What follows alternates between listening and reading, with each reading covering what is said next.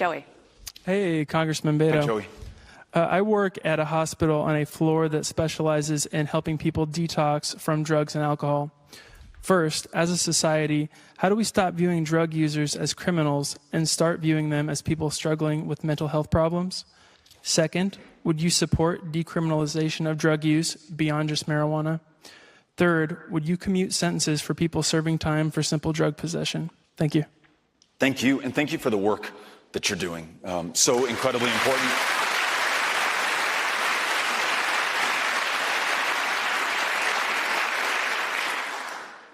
We look at the fact that we lost 70,000 of our fellow Americans last year to drug overdose deaths, most of them to opioids.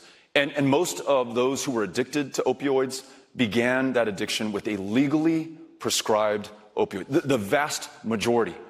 And so often we treat them as a criminal justice problem instead of, as you just suggested, a public health opportunity. So yes, let's not criminalize them. Let's get them the long-term recovery help, the treatment that they need, the care that will get them back on their feet so that they're as productive as they should be over the course of their lives. And let's also acknowledge this, that without consequences or justice for how this happened, for corporations like Purdue Pharma that marketed these opioids and not...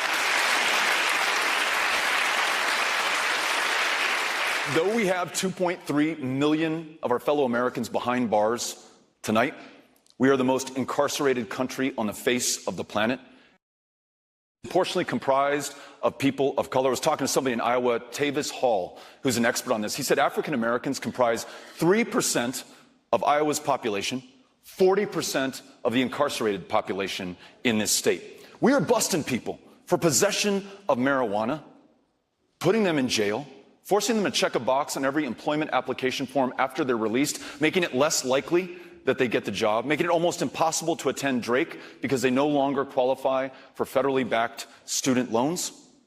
And yet no one from Purdue Pharma has done a night in jail or paid any significant consequence. We got to do better.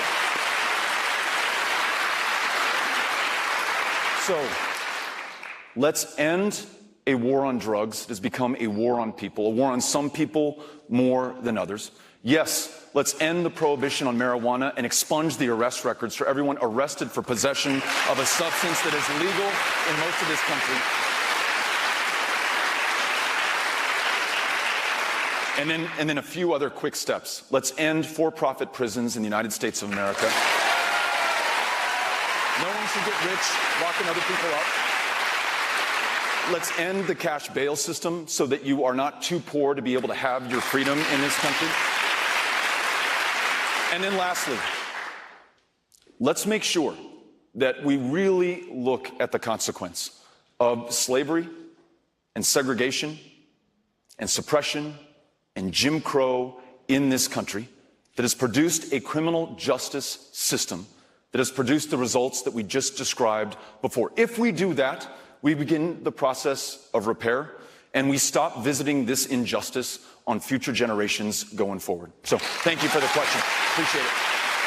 Let me ask you a quick follow-up on something you just said. Do you want to put the drug manufacturers in jail? It is pretty clear that Purdue Pharma was marketing opioids to prescribers and to doctors as a miracle cure without side effects and playing down any consequences of addiction, though they knew something to the contrary.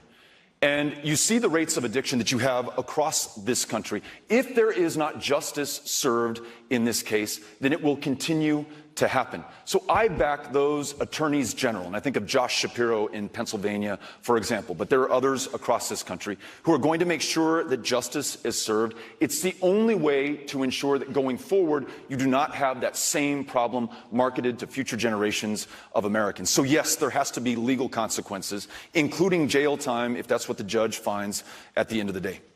Yep. Okay, let's get back to the audience.